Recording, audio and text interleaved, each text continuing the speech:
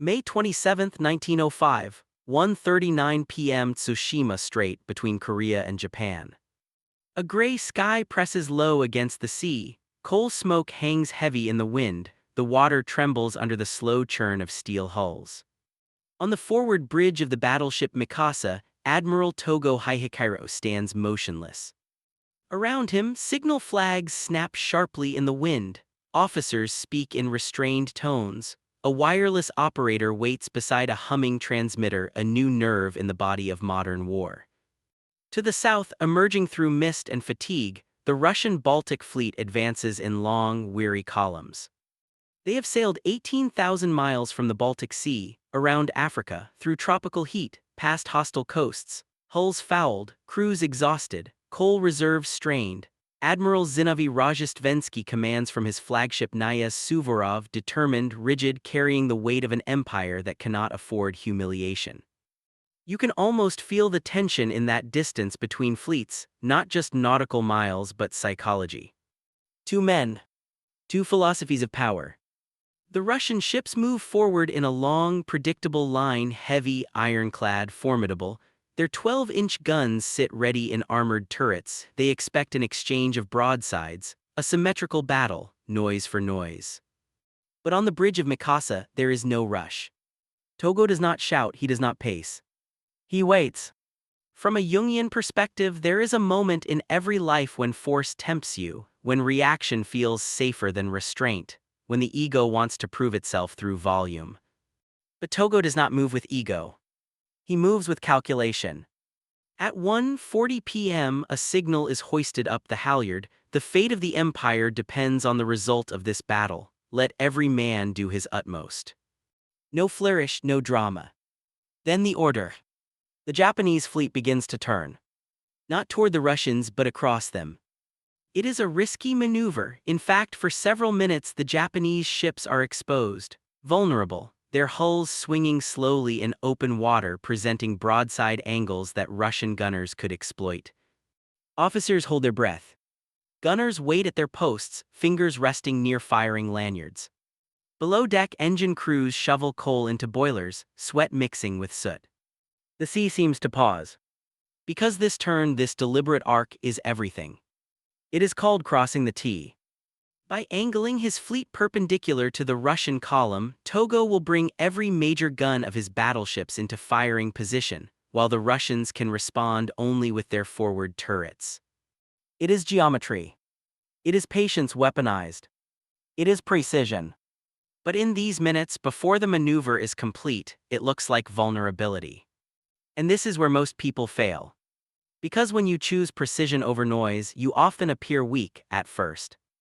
On the Knyaz Suvorov, Rozhestvensky sees the Japanese turn. He orders his fleet to adjust course, but his ships are slower. Coordination lags, signal flags take time to interpret, confusion creeps in.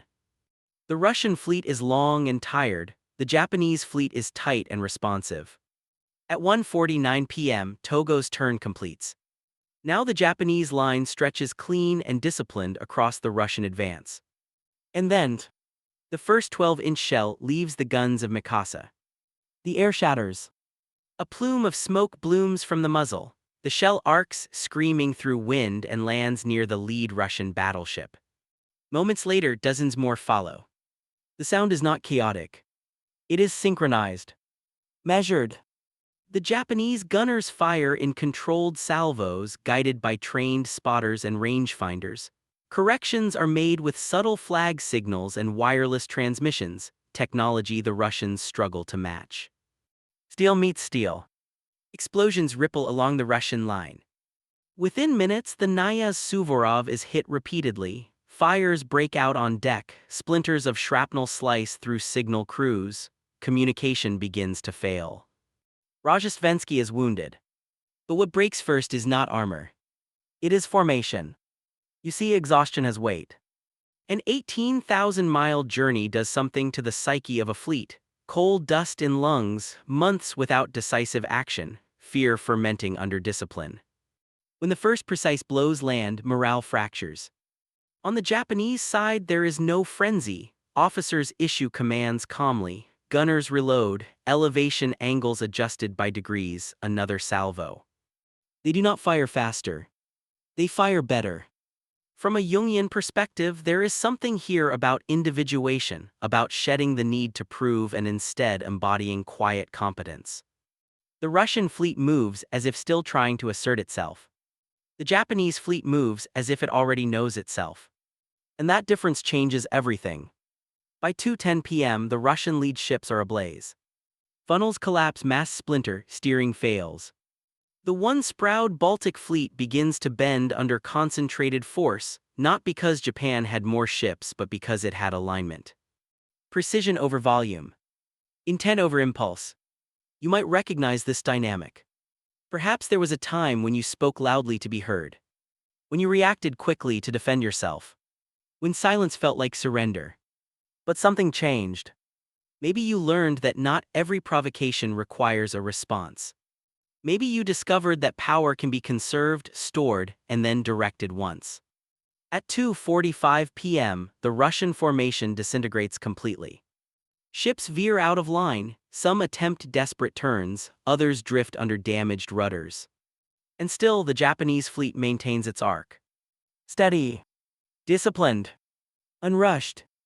As evening approaches, the Tsushima Strait fills with smoke and debris, burning vessels tilt into dark water, lifeboats scatter, the sea becomes a graveyard of ambition stretched too far.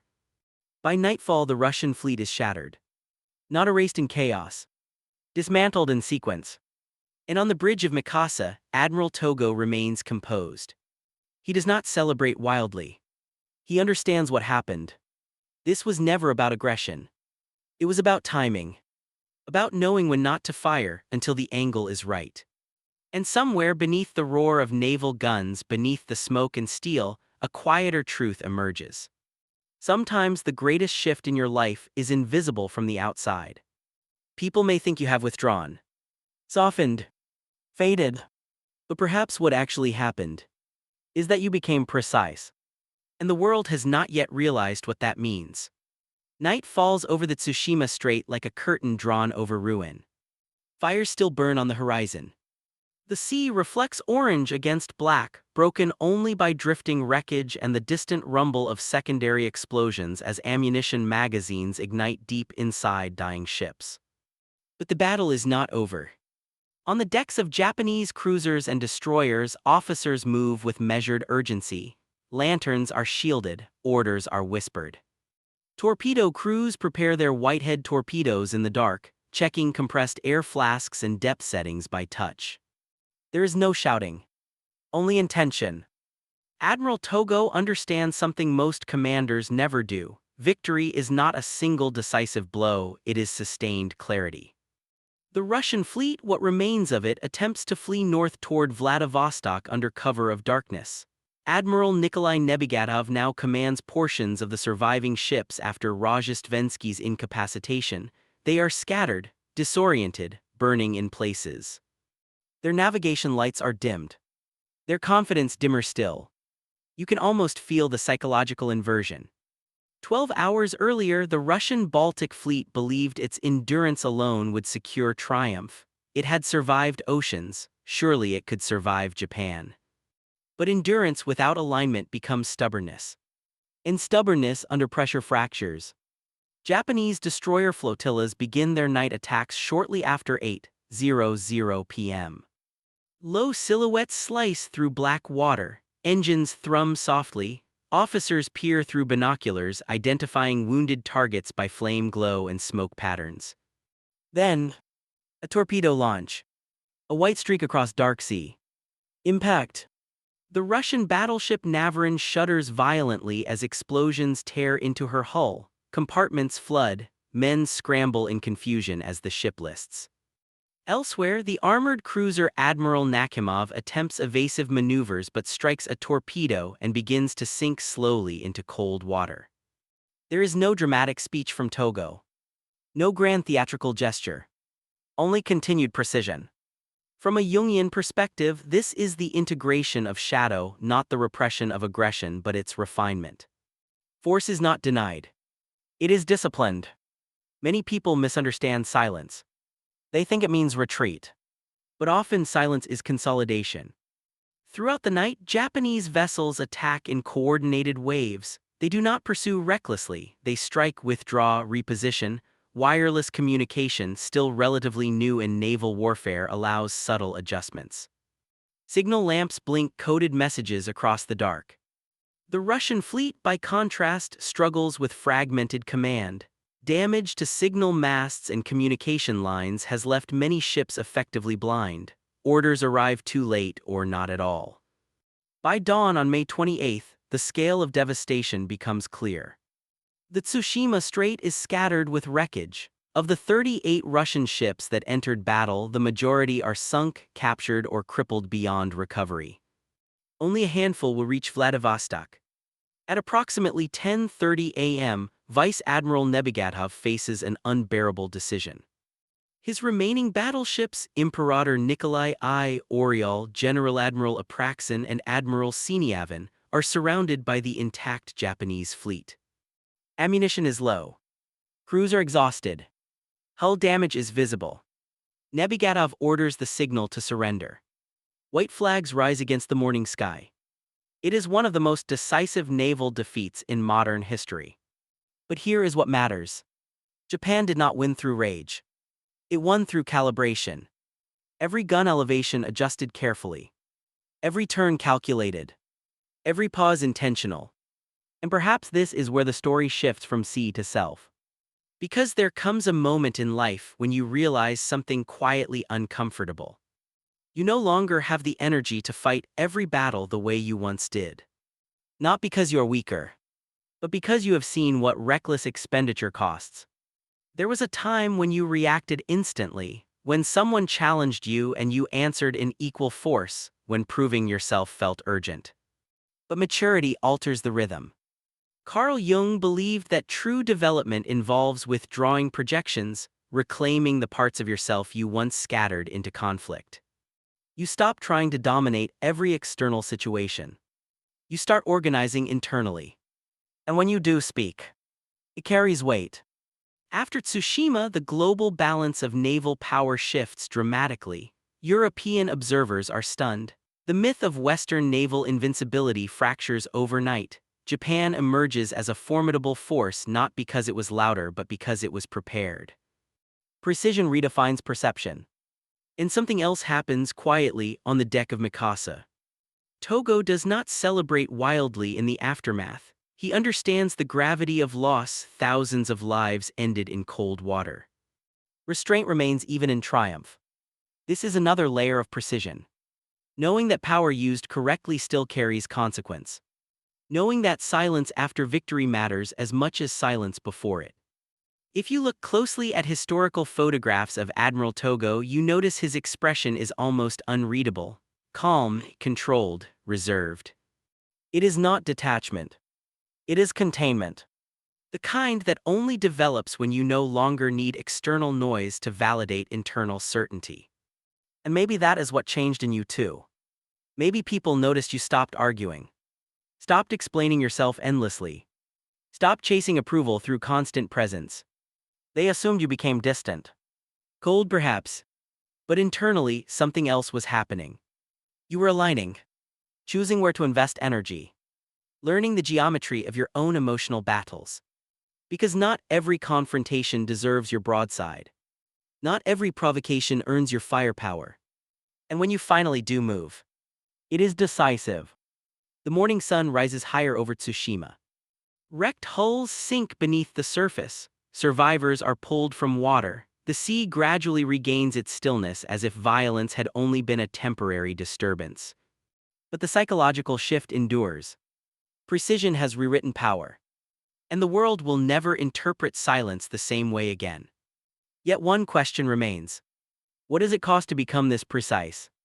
May 28, 1905, 4:12 a.m. aboard the battleship Mikasa. The guns are quiet now. Only the slow metallic ticking of cooling steel breaks the silence. The deck is scarred with powder residue. Spent shell casings lie stacked in disciplined rows beside gun turrets that hours ago roared like thunder. Sailors move carefully, as if noise itself would disturb something sacred. Far across the darkening water, fragments of the Russian fleet sink without ceremony. Victory has arrived. But it does not feel loud.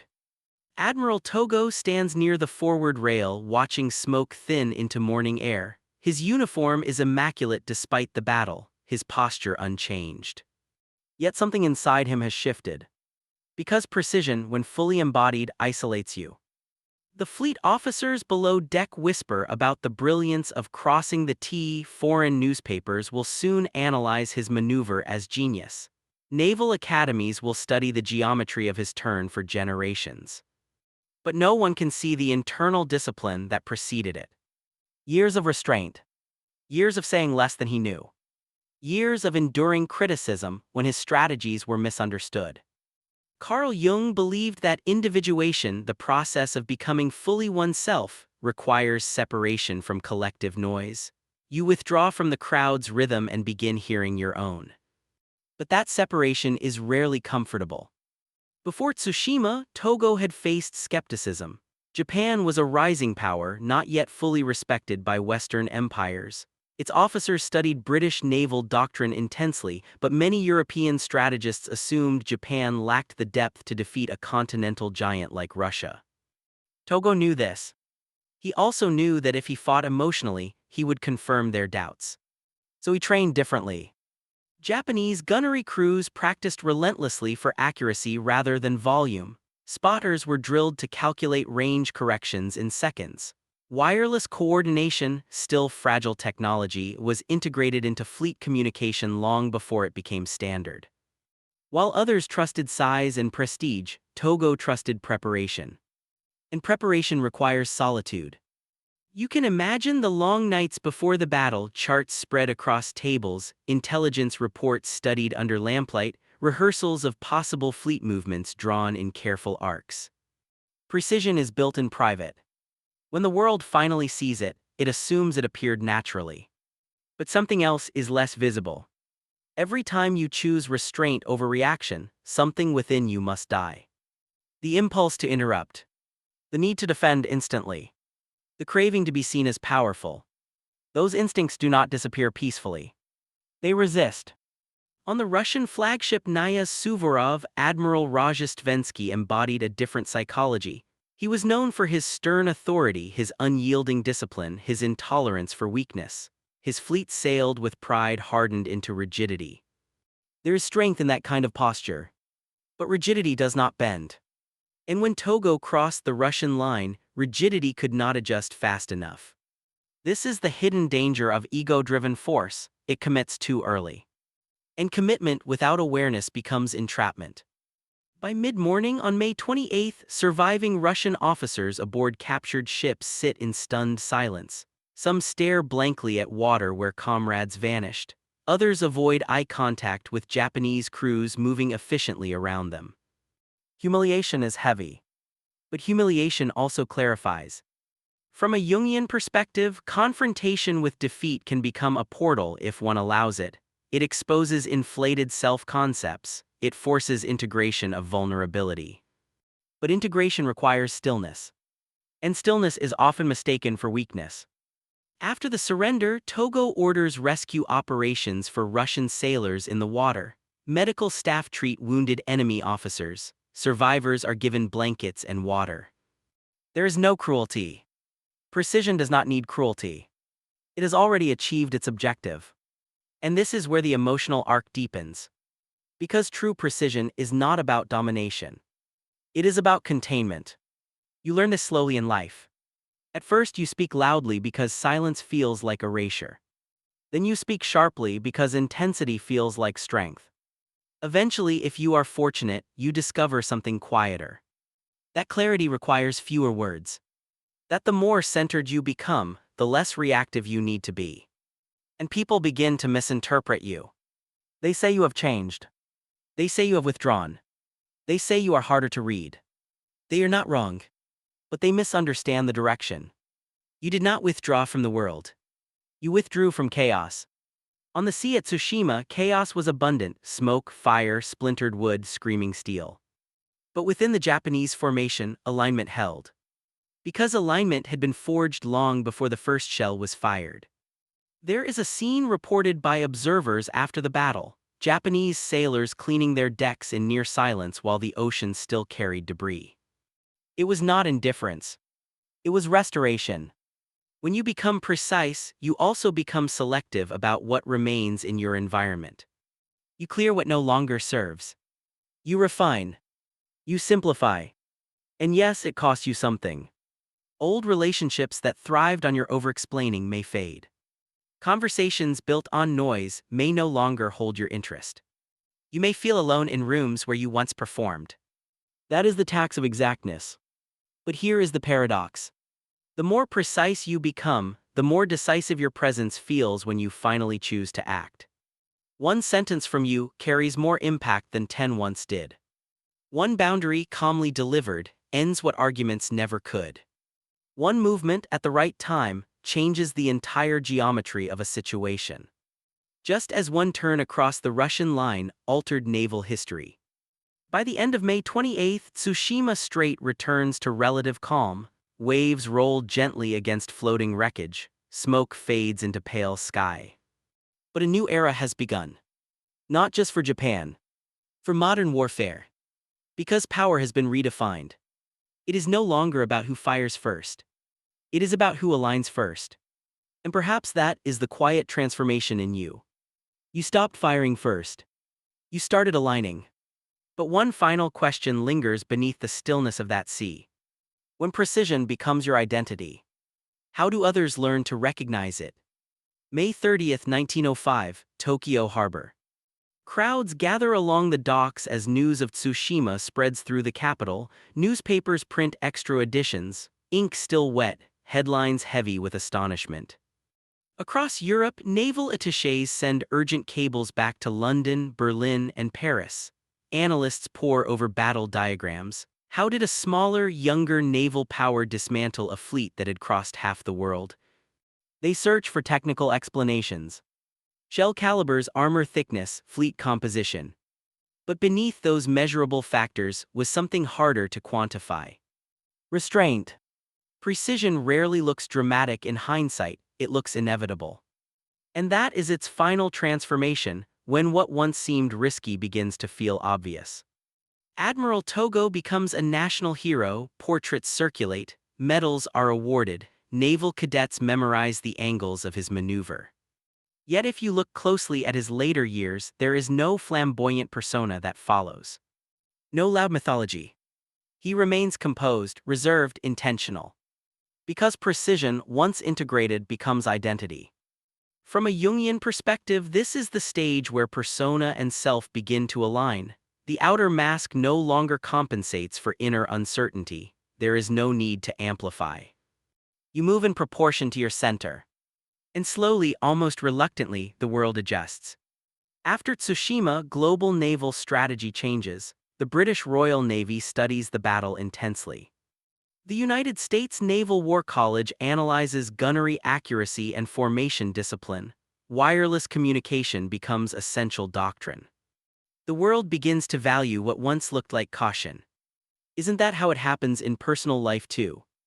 At first, when you stop over-explaining, people lean in closer. When you no longer argue, they test you. When you respond with calm boundaries instead of emotional escalation, they seem confused. But over time, they recalibrate.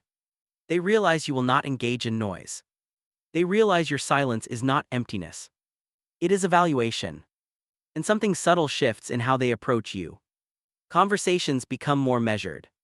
Challenges become fewer. Because people instinctively recognize contain power. Back in 1905, surviving Russian officers returned home to a nation already trembling under political unrest. The humiliation of Tsushima accelerated internal fractures within the Russian Empire, contributing to the revolution of 1905. A single, precise naval maneuver rippled outward into societal change. That is the quiet influence of alignment. It does not always announce itself. It alters structures beneath the surface. Carl Jung believed that transformation in the individual psyche inevitably influences the collective. When one person integrates shadow, refines impulse, and acts from a centered core, the surrounding system reorganizes. You may not notice it immediately. But rooms feel different when you enter them. Dynamics shift. People hesitate before crossing a line they once ignored. Not because you threaten, but because your presence communicates clarity.